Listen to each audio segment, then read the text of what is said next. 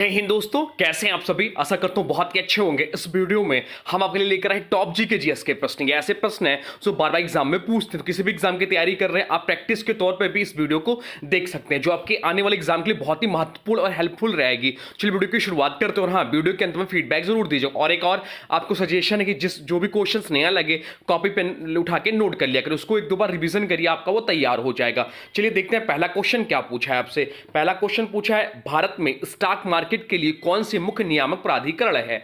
भारत में stock market के लिए कौन सी मुख्य नियामक प्राधिकरण है, यह आपसे पूछा है। चलिए जिस किसी भी क्वेश्चन का राइट आंसर पता है वीडियो कमेंट बॉक्स में लिखते रहिए। चलिए बता दीजिए इसका राइट आंसर क्या हो जाएगा। अगर राइट आंसर पता है तो यस लिखिए, नहीं पता है तो नो लिखिए। बता दीजिए इसका राइट आंसर क्या हो जाएगा। राइट आंसर हो जाएगा ऑप्शन सी, सेबी इस प्रश्न का राइट आंसर हो जाएगा। सेबी जिसे बोलते हैं securities and exchange board of India, Hindi में बोलते हैं भारतीय प्रतिभूति एवं विनिमय बोर्ड।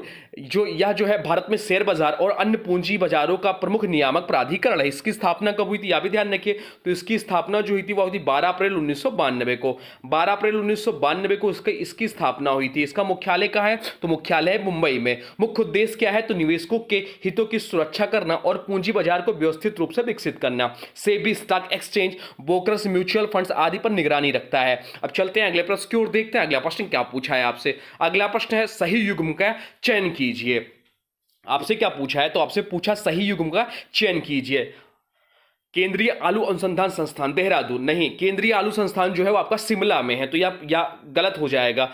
केंद्रीय चमड़ा अनुसंधान संस्थान सालेम दिया, तो केंद्रीय चमड़ा अनुसंधान संस्थान जो है वो आपका चेन्नई में है, यह भी गलत है। केंद्रीय औषधि अनुसंधान संस्थान कानपुर, नहीं, केंद्रीय औषधि अनुसंधान संस्थान जो है वो आपका लखनऊ में है, यह भी गलत है। तो राइट आंसर हो जाएगा वो जगह ऑप्शन डी, केंद्रीय शुष्क क्षेत्र अनुसंधान संस्थान जो है वो आपका जोधपुर में है। तो इस प्रश्न के हिसाब से इस प्रश्न का राइट आंसर हो जाएगा ऑप्शन डी, इस प्रश्न का राइट आंसर हो जाएगा। चलते हैं अगले प्रश्न की ओर, देखते हैं अगला प्रश्न क्या पूछा है आपसे। अगला प्रश्न पूछा, भारत में मैग्नीज का सबसे बड़ा उत्पादक राज्य कौन सा है। भारत में मैग्नीज का सबसे बड़ा उत्पादक राज्य कौन सा है, यह आपसे पूछा है। चलिए बता दीजिए इसका राइट आंसर क्या हो जाएगा। तो राइट आंसर जो हो जाएगा वो हो जाएगा जहां की राजधानी भोपाल है। आप कमेंट बॉक्स में लिख दीजिए इसका राइट आंसर क्या है। तो राइट आंसर हो जाएगा ऑप्शन सी, मध्य प्रदेश। मध्य प्रदेश जो है भारत का अग्रणी राज्य है मैग्नीज के उत्पादन में। मध्य प्रदेश भारत में मैग्नीज का सबसे बड़ा उत्पादक राज्य है। खासकर बालाघाट जिला मैग्नीज उत्पादन में अग्रणी है। मध्य प्रदेश जो अग्रणी है, दूसरे स्थान पर आपका महाराष्ट्र है, तीसरे पे उड़ीसा है मैग्नीज के उत्पादन में। अब चलते हैं अगले प्रश्न की ओर, देखते हैं अगला प्रश्न क्या पूछा है आपसे। अगला प्रश्न जो पूछा है वह पूछा है, जालियांवाला बाग हत्याकांड के लिए जिम्मेदार जनरल डायर की हत्या इनमें से किसने की थी। जालियांवाला बाग हत्याकांड के लिए जिम्मेदार जनरल डायर की हत्या इनमें से किसने की थी, यह आपसे पूछा है। चलिए बता दीजिए। और हाँ, एक चीज और ध्यान रखिए, जो भी क्वेश्चन कराए जाते हैं वो PYQ ही रहते हैं, जो पूछे गए प्रश्न होते हैं, या ध्यान रखिएगा। कोई मेरी तरफ से क्वेश्चन बनाया नहीं जाता, ना आपके लिए कोई फ्रॉड में करता हूं। जो भी क्वेश्चन है जनरली सिलेक्टेड क्वेश्चन रहते हैं, जो आपके आने वाले एग्जाम में आपसे पूछ सकते हैं। अगर आपको नहीं विश्वास है तो प्रीवियस ईयर सेट उठा लीजिए और क्वेश्चन को देखिए, जरूर आपके सेटों में पूछा गया है और आने वाले एग्जाम में पूछा भी जाएगा, ये 100% गारंटी भी है। चलिए बता दीजिए इसका राइट आंसर क्या हो जाएगा। तो राइट आंसर जो हो जाएगा वो हो जाएगा ऑप्शन सी, सरदार उधम सिंह। सरदार उधम सिंह इस प्रश्न का राइट आंसर हो जाएगा। जालियांवाला बाग हत्याकांड कब हुआ था, तो जालियांवाला बाग हत्याकांड जो हुआ था 13 अप्रैल 1919 को जनरल डायर के आदेश पर हुआ था, जिसे सैकड़ों निहत्थे भारतीयों की हत्या कर दी गई थी। इस अमानवीय कृत्य का बदला सरदार उधम सिंह ने लिया। उन्होंने 13 मार्च 1940 को लंदन के कैक्सटन हॉल में माइकल ओ डायर की हत्या कर दी, जो उस समय पंजाब का पूर्व गवर्नर था और इस नरसंहार का समर्थक था। चलते हैं अगले प्रश्न की ओर, देखते हैं अगला प्रश्न क्या पूछा है आपसे। अगला प्रश्न पूछा है, नवकलेवर उत्सव इनमें से किस राज्य में मनाया जाता है, यह आपसे पूछा है। नवकलेवर उत्सव इनमें से किस राज्य में मनाया जाता है, यह आपसे पूछा। चलिए बता दीजिए इसका राइट आंसर क्या हो जाएगा। तो राइट आंसर हो जाएगा ऑप्शन सी, उड़ीसा। उड़ीसा में मनाया जाता है नवकलेवर उत्सव। नौकलेवर उत्सव जो है या उड़ीसा राज्य के पुरी में स्थित जगन्नाथ मंदिर में मनाया जाने वाला एक पौराणिक धार्मिक उत्सव, इसलिए इंपॉर्टेंट हो जाता है। नौकलेवर का अर्थ होता है नया शरीर। इस उत्सव में भगवान जगन्नाथ, बलभद्र, सुभद्रा और सुदर्शन के पुराने काष्ठ मूर्तियों को हटाकर नई मूर्तियों की स्थापना की जाती है, या 9 से 12 वर्षों में आयोजित की जाती है। लास्ट बार जो हुआ था वह 2015 में हुआ था। चलते हैं अगले प्रश्न की ओर, यह उत्सव मनाया गया था। चलते हैं अगले प्रश्न की ओर, देखते हैं अगला प्रश्न क्या पूछा है आपसे। अगला प्रश्न पूछा, बोकारो इस्पात संयंत्र 1964 में बोकारो इस्पात संयंत्र जो जिसकी स्थापना हुई थी 1964 में, या पूछा है आपके किसके सहयोग से स्थापना की गई थी बोकारो इस्पात संयंत्र की, यह आपसे पूछा है। चलिए बता दीजिए इसका राइट आंसर क्या हो जाएगा। तो राइट आंसर जो हो जाएगा वो हो जाएगा ऑप्शन डी, सोवियत संघ की सहायता से बोकारो इस्पात संयंत्र की स्थापना की गई थी। बोकारो इस्पात संयंत्र के बारे में बताएं आपको, तो इसकी स्थापना ऊपर ही दिया है 1964 में हुई थी। सहयोग किसका था, तो सोवियत संघ के तकनीक और आर्थिक सहयोग से, या भारत का चौथा एकीकृत सार्वजनिक क्षेत्र का इस्पात संयंत्र था। इसका संचालन steel authority of India limited यानी कि सेल द्वारा किया जाता है। अब चलते हैं अगले प्रश्न की ओर, देखते हैं अगला प्रश्न क्या पूछा है आपसे। अगला प्रश्न पूछा, भारत के किस प्रधानमंत्री ने लाल किले से राष्ट्रीय झंडा सर्वाधिक बार फहराया है। बता दीजिए इसका राइट आंसर क्या हो जाएगा। भारत के किस प्रधानमंत्री ने लाल किले से राष्ट्रीय झंडा सर्वाधिक बार फहराया, इस प्रश्न का राइट आंसर लिख दीजिए कमेंट बॉक्स में। चलिए लिख दीजिए इसका राइट आंसर, हम आपके उत्तर का इंतजार कर रहे हैं। तो राइट आंसर जो हो जाएगा इस प्रश्न का, क्या नरेंद्र मोदी है, नहीं नरेंद्र मोदी गलत हो जाएगा। राइट आंसर हो जाएगा ऑप्शन सी, जवाहरलाल नेहरू इस प्रश्न का राइट आंसर है। भारत के पहले प्रधानमंत्री पंडित जवाहरलाल नेहरू ने 17 बार, कितनी बार, 17 बार 17 बार स्वतंत्रता दिवस पर लाल किले से राष्ट्रीय ध्वज फहराया था 1947 से 1964 तक। यह अब तक की सबसे अधिक संख्या है। अन्य प्रधानमंत्रियों की तुलना करें इनसे तो जवाहरलाल नेहरू 17 बार 1947 से 1964। इंदिरा गांधी ऑप्शन में दिया है तो इंदिरा गांधी ने 16 बार फहराया 1966 से 1977 तक, उसके बाद 1980 से 1984 तक। मनमोहन सिंह की बात करें तो इन्होंने 10 बार फहराया है 2004 से 2014 तक, और नरेंद्र मोदी भी 10 बार फहराए हैं 2024 तक, 2014 से 2024 तक 10 बार। इसलिए इस प्रश्न का राइट आंसर हो जाएगा ऑप्शन सी। अब चलते हैं अगले प्रश्न की ओर, देखते हैं अगला प्रश्न क्या पूछा है आपसे। अगला प्रश्न जो पूछा है वह पूछा है भारतीय संविधान का अनुच्छेद 315 किससे संबंधित है। चलिए बता दीजिए भारतीय संविधान का अनुच्छेद 315 जो है वह किससे संबंधित है, यह आपसे पूछा है। चलिए बता दीजिए इसका राइट आंसर क्या हो जाएगा। बढ़िया प्रश्न है, इंपॉर्टेंट प्रश्न है, आने वाले एग्जाम में आपसे पूछ सकता है। बता दीजिए इसका राइट आंसर क्या होगा। तो राइट आंसर होगा ऑप्शन डी, ऑप्शन डी इस प्रश्न का राइट आंसर हो जाएगा। भारतीय संविधान का अनुच्छेद 315 जो है संघ और राज्यों के लोक सेवा आयोग union public service commission UPSC तथा राज्य लोक सेवा आयोग state public service commission SPSC की स्थापना से संबंधित है। यह आयोग सरकारी नौकरियों के में भर्ती के लिए परीक्षाओं का आयोजन करता है। तो आर्टिकल 315 जो है यूपीएससी और एसपीएससी की स्थापना से संबंधित है। अब चलते हैं अगले प्रश्न की ओर, देखते हैं अगला प्रश्न क्या पूछा है आपसे। अगला प्रश्न पूछा भारत में महात्मा गांधी का पहला सफल सत्याग्रह कौन सा था। भारत में महात्मा गांधी का पहला सफल सत्याग्रह कौन सा था, यह आपसे पूछा है। चलिए बता दीजिए इसका राइट आंसर क्या हो जाएगा। तो राइट आंसर जो हो जाएगा वो हो जाएगा ऑप्शन है चंपारण। चंपारण आंदोलन जो था महात्मा गांधी का पहला सत्याग्रह आंदोलन था। महात्मा गांधी का भारत में पहला सफल सत्याग्रह आंदोलन 1917 में बिहार के चंपारण में हुआ था। यहां आंदोलन नील की खेती, यह भी पूछ लेता किससे संबंधित था, तो नील की खेती से जुड़े किसानों की समस्याओं को लेकर किया गया था। ब्रिटिश जमींदारों द्वारा किसानों को पर जबरन नील की खेती कराई जाती थी। अब चलते हैं अगले प्रश्न की ओर, देखते हैं अगला प्रश्न क्या पूछा है आपसे। अगला प्रश्न इंपॉर्टेंट मार्क कर लीजिए। आपसे पूछा है भारत में बैंकिंग प्रणाली के संदर्भ में आईएफएसई का पूरा रूप क्या है। भारत में बैंकिंग प्रणाली के संदर्भ में आईएफएससी का पूरा रूप क्या है, यह आपसे पूछा है। चलिए बता दीजिए इसका राइट आंसर क्या हो जाएगा। लिख दीजिए कमेंट बॉक्स में, बता दीजिए राइट आंसर क्या होगा। तो राइट आंसर हो जाएगा option D, Indian financial system code. Indian financial system code इस प्रश्न का राइट आंसर हो जाएगा। IFC Indian financial system code banking क्षेत्र में प्रयुक्त एक 11 अंकों का अद्वितीय कोड होता है जो भारत में किसी प्रत्येक बैंक शाखा की पहचान के लिए उपयोग किया जाता है। चलिए कुछ प्रमुख आपको कुछ और शब्दावली बताते हैं जो बैंक के दृष्टि से इंपॉर्टेंट है और आपके लिए जानना भी इंपॉर्टेंट है और आपके एग्जाम में पूछ लेता है। एक बैंक टर्मिनोलॉजी एनईएफटी जिसे बोलते हैं नेफ्ट, इसका फुल फॉर्म होता है national electronics fund transfer. RTGS जिसे बोलते हैं रियल टाइम ग्रॉस सेटलमेंट या आरटीजीएस का फुल फॉर्म है। और आईएमपीएस क्या है, तो इमीडिएट पेमेंट सर्विस या आईएमपीएस इसका फुल फॉर्म होता है इमीडिएट पेमेंट सर्विस, जैसी ऑनलाइन मनी ट्रांसफर सेवाओं में किया जाता है। अब चलते हैं अगले प्रश्न की ओर, देखते हैं अगला प्रश्न क्या पूछा है आपसे। अगला प्रश्न पूछा निम्नलिखित में से कौन सा पहला बंदरगाह है जिसे गुजरात राज्य में स्वतंत्रता के बाद विकसित किया गया था। निम्नलिखित में से कौन सा पहला बंदरगाह है जिसे गुजरात राज्य में स्वतंत्रता के बाद विकसित किया गया था, यह आपसे पूछा है। चलिए बता दीजिए इसका राइट आंसर क्या हो जाएगा। राइट आंसर तो हो जाएगा ऑप्शन बी, कांडला बंदरगाह है। कांडला बंदरगाह इस प्रश्न का राइट आंसर हो जाएगा। कांडला बंदरगाह जिसका वर्तमान नाम है दीनदयाल पोर्ट कहा जाता है, स्वतंत्रता के बाद भारत सरकार द्वारा विकसित किया गया पहला प्रमुख बंदरगाह है, या गुजरात राज्य के कच्छ जिले में स्थित है। स्वतंत्र भारत का यह पहला प्रमुख बंदरगाह है।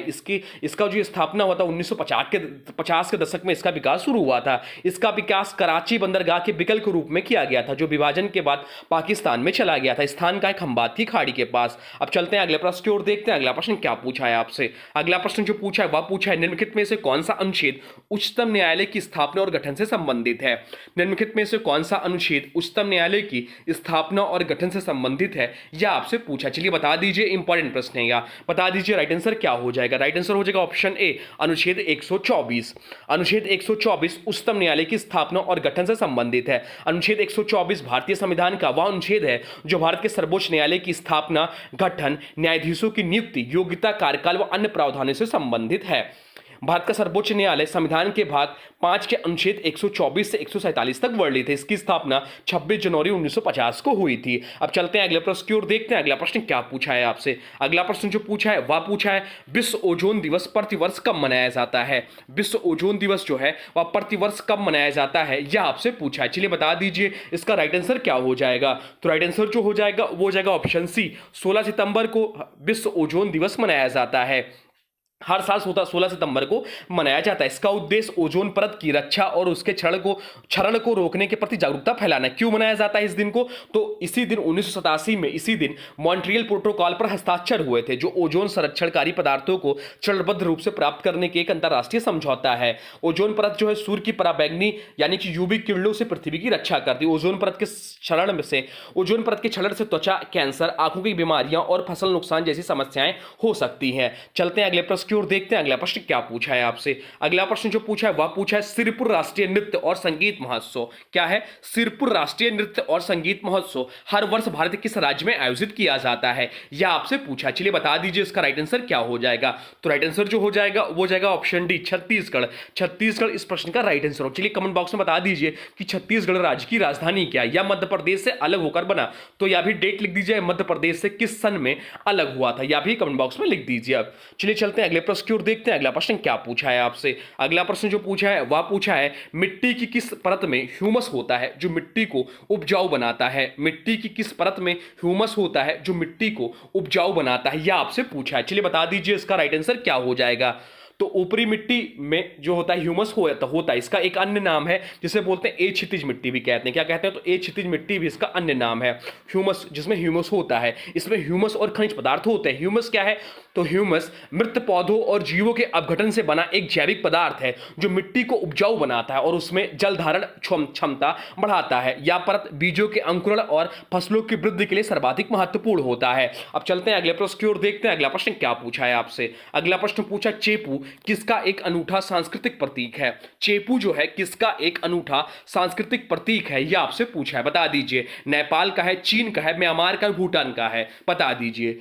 तो इसका जो राइट आंसर हो जाएगा वो जगह ऑप्शन है, नेपाल का एक प्रमुख अनूठा सांस्कृतिक प्रतीक है चेपू। चेपू नेपाल की संस्कृति में एक काल्पनिक क्या है? काल्पनिक पौराणिक प्रणाली है जो अक्सर मंदिरों, स्तंभों और प्राचीन वास्तुकला में नक्काशी के रूप में पाया जाता है। बाकी बात हो रही नेपाल की, तो नेपाल का राष्ट्रीय पशु क्या है? तो नेपाल का राष्ट्रीय पशु जो है वह गाय है। नेपाल का राजधानी क्या है? तो नेपाल की जो राजधानी है वह काठमांडू। नेपाल का मुद्रा जो है नेपाली रुपया है। अब चलते हैं अगले प्रश्न की ओर, देखते हैं अगला प्रश्न क्या पूछा है आपसे। अगला प्रश्न जो पूछा है वह पूछा है निम्नलिखित में से कौन सा संवैधानिक निकाय नहीं है। संवैधानिक निकाय मतलब जिसका संविधान में वर्णन है या संविधान से लिया गया है, संविधान में है। तो निम्नलिखित में से पूछा आपसे, निम्नलिखित में से कौन सा संवैधानिक निकाय नहीं है? राष्ट्रीय मानवाधिकार आयोग, चुनाव आयोग, संघ लोक सेवा आयोग या वित्त आयोग। तो चुनाव आयोग, संघ लोक सेवा आयोग और वित्त आयोग ये तीनों तो संविधान में वर्णित है, लेकिन राष्ट्रीय मानवाधिकार आयोग जो है या संवैधानिक निकाय नहीं है। राष्ट्रीय मानवाधिकार आयोग NHRC एक गैर संवैधानिक है जो मानव अधिकार संरक्षण अधिनियम के तहत 1993 के तहत गठित की गई थी। यह संविधान के तहत नहीं बल्कि संसद द्वारा बनाए गए कानून के अंतर्गत आती है। बाकी जो दिए संवैधानिक निकाय, चुनाव आयोग की बात करें तो चुनाव आयोग के बारे में अनुच्छेद 324 बताता है। संघ लोक सेवा आयोग के बारे में अभी हम लोग पढ़े अनुच्छेद 315 संबंधित है। और वित्त आयोग की बात करें तो वित्त आयोग जो है अनुच्छेद 280 जो है वित्त आयोग से संबंधित है। अब चलते हैं अगले प्रश्न की ओर, देखते हैं अगला प्रश्न क्या पूछा है आपसे। अगला प्रश्न जो पूछा है वह पूछा है पादप कोशिकाओं का सबसे बाहरी आवरण क्या कहलाता है। पादप कोशिकाओं का सबसे बाहरी आवरण क्या कहलाता है यह आपसे पूछा है। चलिए बता दीजिए इसका राइट आंसर क्या हो जाएगा। तो राइट आंसर हो जाएगा ऑप्शन बी, कोशिका भित्ति कहलाती है।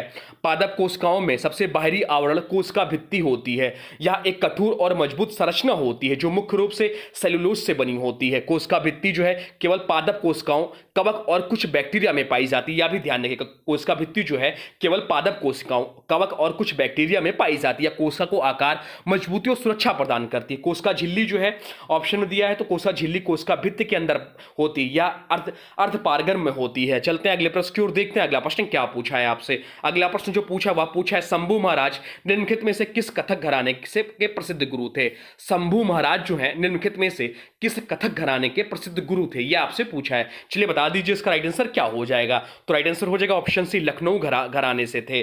शंभू महाराज प्रसिद्ध कथक नृत्य के लखनऊ घराने के महान गुरु थे। वे बिरजू महाराज के चाचा और लच्छू महाराज के छोटे भाई थे। इनका विशेष योगदान कथक में भाव अभिव्यक्ति और अभिनय शैली को समृद्ध करने में रहा। कथक के 3 प्रमुख घराने हैं, लखनऊ घराना, जयपुर घराना और बनारस घराना। लखनऊ घराना जो है भाव अभिनय और मुगल दरबार की नजाकत के लिए प्रसिद्ध है। जयपुर घराना जो है त्वरित पांव के ताल, लय और कठिन टुकड़ों के लिए जाना जाता है। बनारस घराना जो है विशेष प्रकार की ठुमरी और कवित्व की शैली से प्रसिद्ध है। अब चलते हैं अगले प्रश्न की ओर, देखते हैं अगला प्रश्न क्या पूछा है आपसे। अगला प्रश्न पूछा घास से खुले मैदान बेल्ट्स जो है कहां पाए जाते हैं। घास से खुले मैदान बेल्ट्स जो है वह कहां पाया जाता है यह आपसे पूछा। अभी ऊपर भी हम लोग पढ़े हैं, मतलब इससे पहले वाली वीडियो में। तो इसका राइट आंसर जो है वो बता दीजिए, आपको आना चाहिए। बताइए इसका राइट आंसर क्या होगा। तो राइट आंसर जो हो जाएगा वो जाएगा अफ्रीका। अफ्रीका इस प्रश्न का राइट आंसर हो जाएगा, जहां पर बेल्ट्स के घास के मैदान पाए जाते हैं। बेल्ट्स दक्षिण अफ्रीका के पास घास से खुले मैदान होते हैं। यह मैदान विशेष रूप से दक्षिण अफ्रीका और हाई वेल्ड और लो वेल्ड क्षेत्रों में पाया जाता है। यहाँ की जलवायु शुष्क और उष्णकटिबंधीय होती है। अब चलिए कुछ प्रमुख घास और उसके क्षेत्र बताते हैं। तो पेरीज जो होता है वह उत्तरी अमेरिका महाद्वीप में पाया जाता है। सवाना घास का मैदान जो है अफ्रीका में पाया जाता है। स्टेपीज जो है वह यूरेशिया में पाया जाता है, यह घास का मैदान। पंपास जो है दक्षिण अमेरिका में पाया जाता है। डाउन्स जो है वह ऑस्ट्रेलिया में पाया जाता है। ऑस्ट्रेलिया की राजधानी, ध्यान रखिए पूछता बहुत ज्यादा है, तो ऑस्ट्रेलिया की राजधानी जो है वह कैनबरा है। अब चलते हैं अगले प्रश्न की ओर, देखते हैं अगला प्रश्न क्या पूछा है आपसे। अगला प्रश्न पूछा राज्य लोक सेवा आयोग के अध्यक्ष कार्यकाल कितना होता है। राज्य लोक सेवा आयोग के अध्यक्ष कार्यकाल कितना होता है यह आपसे पूछा है। ध्यान रखिए राज्य लोक सेवा आयोग का पूछा है, ना कि लोक सेवा आयोग का। लोक सेवा आयोग का जो अध्यक्ष कार्यकाल होता है वो 6 वर्ष या 65 वर्ष होता है, पर यहां से पूछा राज्य लोक सेवा आयोग का। तो राज्य लोक सेवा आयोग का जो इस प्रश्न का राइट आंसर हो जाएगा वो हो जाएगा ऑप्शन बी, 6 वर्ष या 62 वर्ष की आयु। जो भी पहले हो इस प्रश्न का यह राइट आंसर हो जाएगा। राज्य लोक सेवा आयोग यानी कि state public service commission SPSC के अध्यक्ष व सदस्यों का कार्यकाल जो होता है 6 वर्ष की अवधि या 62 वर्ष की आयु जो भी पहले तक सीमित होता है। यह प्रावधान भारतीय संविधान के अनुच्छेद 316 के तहत आता है। यूपीएससी यानी कि यूपीएससी अध्यक्ष कार्यकाल जो होता है वह 6 वर्ष या 65 वर्ष की आयु होता है, परंतु एसपीएससी अध्यक्ष कार्यकाल जो होता है 6 वर्ष या 62 वर्ष की आयु होता है। तो यह ध्यान रखिए कार्यकाल समाप्त होने से पहले इस्तीफा जो है वह राष्ट्रपति को दे सकता है, जो होता है आपका यूपीएससी, और जो एसपीएससी जो होगा स्टेट का वह राज्यपाल को इस्तीफा दे सकता है कार्यकाल से समाप्त होने से पहले भी। अब चलते हैं अगले प्रश्न की ओर, देखते हैं अगला प्रश्न क्या पूछा है आपसे। अगला प्रश्न पूछा किस भारतीय राज्य में विवाह के दौरान लोकप्रिय लोक नृत्य बिहाउला गिद्धा किया जाता है। किस भारतीय राज्य में विवाह के दौरान लोकप्रिय लोक नृत्य बिहाउला गिद्धा किया जाता है यह आपसे पूछा है। तो गिद्धा है तो राइट आंसर हो जाएगा ऑप्शन डी, पंजाब इस प्रश्न का राइट आंसर हो जाएगा। पंजाब इस प्रश्न का राइट आंसर हो जाएगा। पंजाब की जो राजधानी वह चंडीगढ़, चंडीगढ़ जो है हरियाणा राज्य की भी राजधानी है। चलिए कुछ प्रमुख लोक नृत्य और उसके राज्य बताते हैं। गिद्धा अभी हम लोग पढ़े पंजाब से संबंधित है, तो भांगड़ा लोक नृत्य जो है पंजाब से या भी है। गरबा, डांडिया और रास बढ़िया है, इंपॉर्टेंट है। गरबा, डांडिया और रास ये गुजरात का लोक नृत्य है। और लावड़ी और तमाशा जो कि बहुत ज्यादा पूछता है, यह महाराष्ट्र का लोक नृत्य है। घूमर जो है राजस्थान का लोक नृत्य है और कालबेलिया भी यहीं का लोक नृत्य है। छऊ जो है झारखंड, उड़ीसा और पश्चिम बंगाल, यहां तीनों जगह मनाया जाता है छऊ लोक नृत्य। गोटीपुआ इंपॉर्टेंट है, गोटीपुआ जो है उड़ीसा का लोक नृत्य है। और बिहू जो है असम का लोक नृत्य, या सो हम लोग सभी जानते हैं, परंतु सत्रिया जो है यह भी असम का ही लोक नृत्य है। अब चलते हैं अगले प्रश्न की ओर, देखते हैं अगला प्रश्न क्या पूछा है आपसे। अगला प्रश्न पूछा है कलेमामणि इंपॉर्टेंट प्रश्न है। कलेमा मणि पुरस्कार भारत के निम्नलिखित में से किस राज्य में दिए जाते हैं? कलेमा मणि पुरस्कार भारत के निम्नलिखित में से किस राज्य में दिए जाते हैं, यह आपसे पूछा है। अगर आपको राइट आंसर पता है तो यस लिख दीजिए, राइट आंसर नहीं पता, आपको क्वेश्चन नया लग रहा है या तो नो लिख दीजिए। देखते हैं आपको आपकी तैयारी कैसी है। ईमानदारी से क्वेश्चन का राइट आंसर आप लोग कमेंट बॉक्स में लिखा करिए। इसमें आप चीटिंग मत करिए, क्योंकि आप यहां चीटिंग कर सकते हैं पर एग्जाम हॉल में आप चीटिंग नहीं कर सकते। तो इसका बता दीजिए, क्या इसका राइट आंसर आप लोग को पहले से पता था? तो राइट आंसर जो इस प्रश्न का हो जाएगा वो हो जाएगा ऑप्शन ए, तमिलनाडु का यह पुरस्कार है कलेमा मणि। कलेमा मणि पुरस्कार जो तमिलनाडु राज्य सरकार द्वारा दिया जाता है। यह पुरस्कार तमिलनाडु इयाल ईसाई नाटक मंडप द्वारा प्रदान किया जाता है। यह कला, साहित्य, संगीत, नृत्य, रंगमंच और सिनेमा के क्षेत्र में उत्कृष्ट योगदान देने वाले व्यक्तियों को दिया जाता है। यह तमिलनाडु का सर्वोच्च राज्य स्तरीय सांस्कृतिक पुरस्कार है। यह इसलिए इंपॉर्टेंट हो जाता है कलेमा मणि, जो कि तमिलनाडु का सर्वोच्च राज्य स्तरीय सांस्कृतिक पुरस्कार माना जाता है। चलते हैं अगले प्रश्न की ओर, देखते हैं अगला प्रश्न क्या पूछा है आपसे। अगला प्रश्न पूछा, किस वायरस के कारण चेचक होता है? किस वायरस के कारण चेचक होता है, यह आपसे पूछा है। चलिए बता दीजिए किस वायरस के कारण चेचक होता है। तो जो वायरस है जो उत्तरदायी है चेचक के लिए, वह है वेरिवोला वायरस। वेरिवोला वायरस जो है वह उत्तरदायी है चेचक के लिए। चेचक स्मॉल पॉक्स एक घातक विषाणुजनित रोग था जिसका कारण वेरियोला वायरस है। या रोग त्वचा पर फोड़े और दाग छोड़ देता है। WHO ने 1980 में से पूरी दुनिया से समाप्त घोषित कर दिया। बाकी ऑप्शन में दिया है हार्पिस जोस्टर वायरस। तो हार्पिस जोस्टर वायरस जो है या चिकन पॉक्स और सिंगल्स का कारण होता है। रूबेला वायरस जो है या जर्मन खसरा का कारण बनता है। रेबीज वायरस जो है या रेबीज रोग का कारण होता है जो कुत्ते के काटने से होता है। इसे हाइड्रोफोबिया भी कहते हैं। चलते हैं अगले प्रश्न की ओर, देखते हैं अगला प्रश्न क्या पूछा है आपसे। अगला प्रश्न जो पूछा है वह पूछा है, निम्न में से किसका संबंध तीसरे आंग्ल मैसूर युद्ध और भारत में लोक सेवाओं की शुरुआत से है? निम्न में से किसका संबंध तीसरे आंग्ल मैसूर युद्ध से और भारत में लोक सेवाओं की शुरुआत से है? तो यह बढ़िया प्रश्न, चलिए बता दीजिए राइट आंसर क्या हो जाएगा।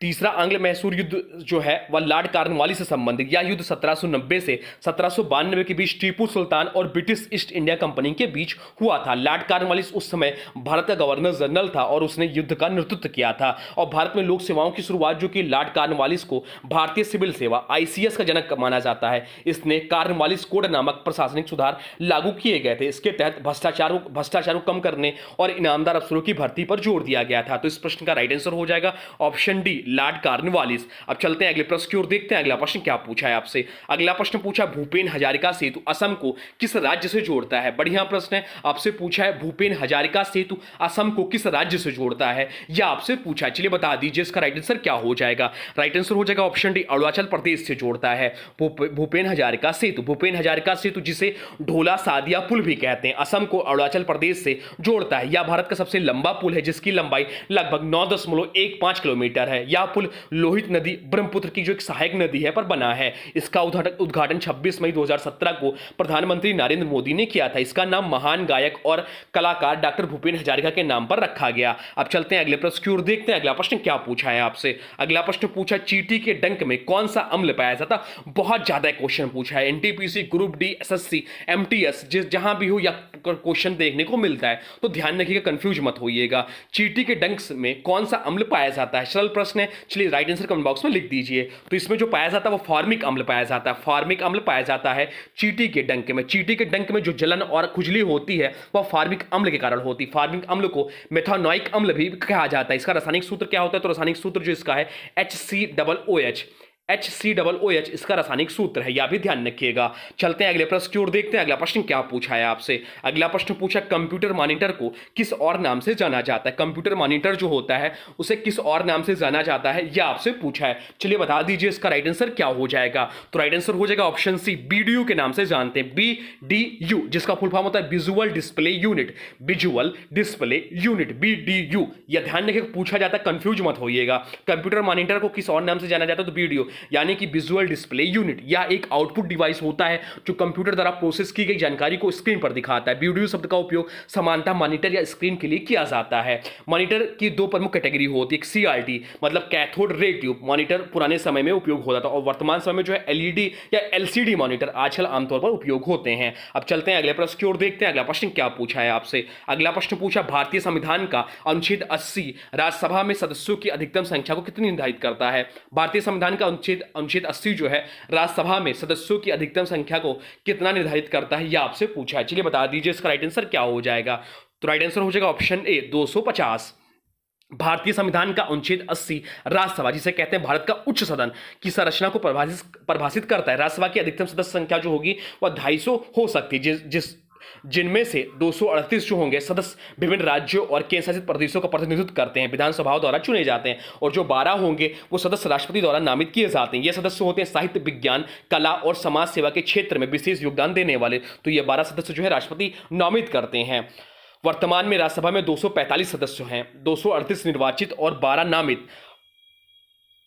5 सीटें जो है रिक्त रह सकती हैं। राज्यसभा एक स्थायी सदन है, इसे भंग नहीं किया जाता। केवल 1/3 सदस्य हर 2 साल में सेवानिवृत्त होते हैं। अब चलते हैं अगले प्रश्न की ओर, जो कि आज का अंतिम प्रश्न है। चलिए देखते हैं आज का अंतिम प्रश्न क्या पूछा है आपसे। आज का अंतिम प्रश्न है, निम्नलिखित में से मानव शरीर का कौन सा अंग यूरिया का उत्पादन करता है। निम्नलिखित में से मानव शरीर का कौन सा अंग यूरिया का उत्पादन करता है, यह आपसे पूछा है। चलिए बता दीजिए इसका राइट आंसर क्या हो जाएगा। क्या ऑप्शन सी सही है? नहीं, ऑप्शन बी सही होगा। यकृत इस प्रश्न का राइट आंसर है। यकृत मानव शरीर में यूरिया के उत्पादन का प्रमुख अंग है। यह प्रक्रिया यूरिया चक्र या आर्निथिन चक्र कहलाती है।